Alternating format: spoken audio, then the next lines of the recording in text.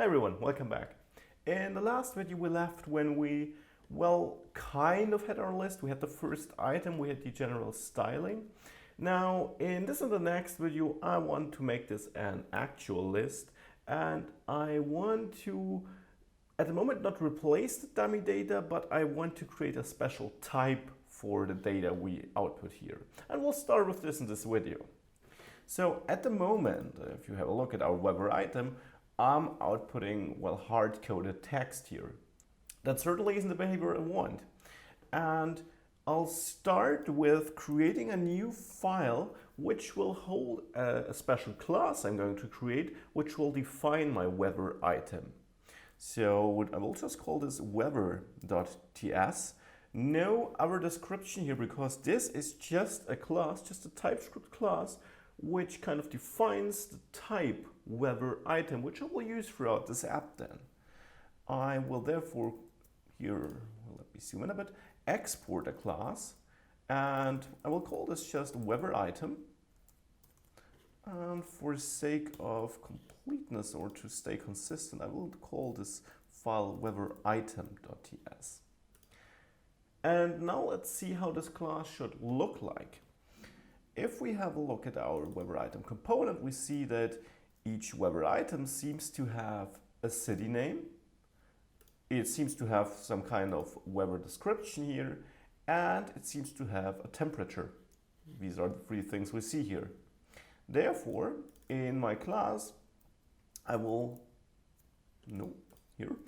add a constructor, and inside this constructor argument list here, I will specify the three properties this class will have. And by doing this here in the constructor, I of course also provide this constructor so that I can easily create new items with the new operator. We will see this in a second. So what I will do here is I want to have a public property city name. I also, and this will be a string, I also want to have a public property, let's call it description. This will also be a string, and I will have a public temperature, and let's make this a number. So this is my weather item class here. And then in my weather item component, what I will do is I will, for the moment, add a constructor here too. And all I do here is I will create some dummy data.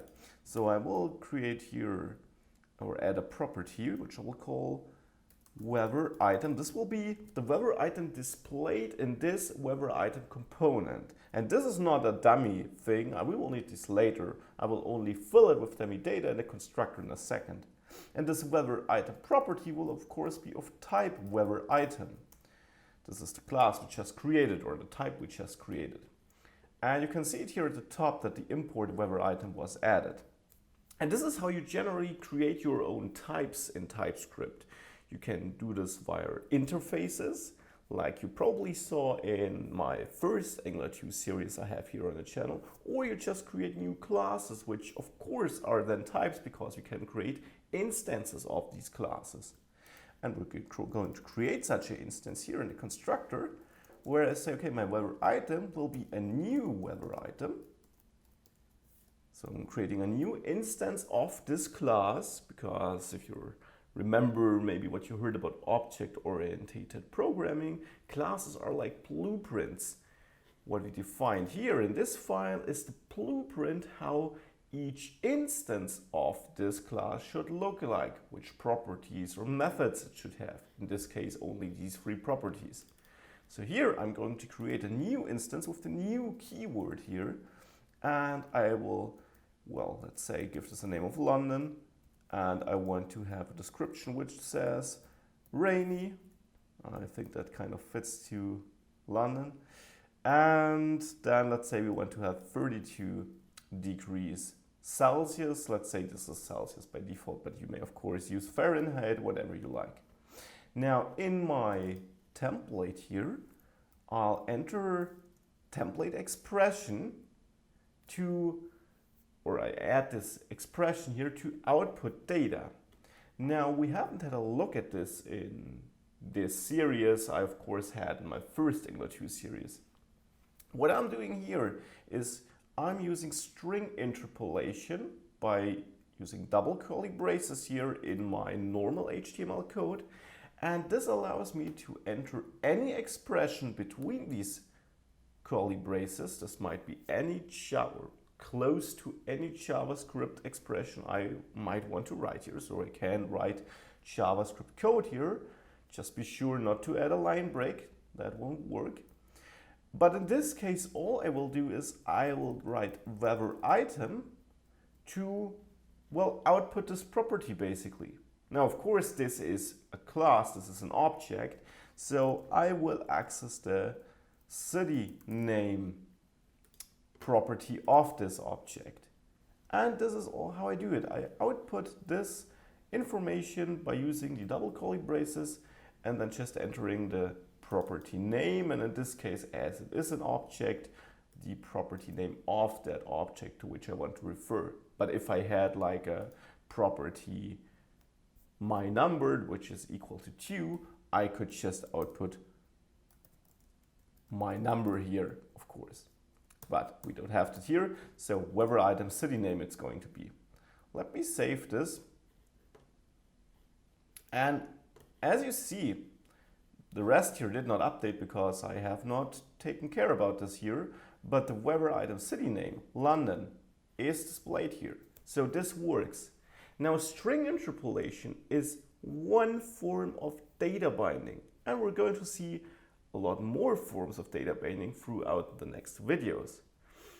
But data binding is essentially a key thing in Angular 2, which allows us to manipulate our templates and to let components work together, to have data flow through our application, and finally to render it to the screen, of course.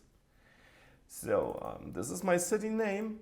I'll add another string interpolation here, and this time I will refer to the description of my whether item. And then here, of course, I will replace the number with whether item dot temperature.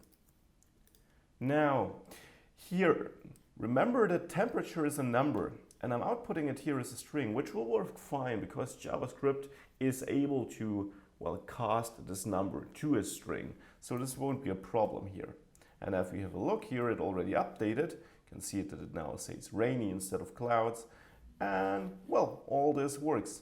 And just to make this a little bit more realistic, let's make this 4 degrees, and looks good.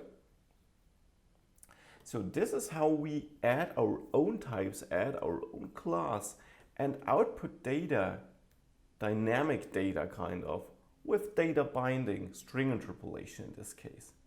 In the next video, we will actually make this a list and make sure that we got multiple entries here. See you there. Bye.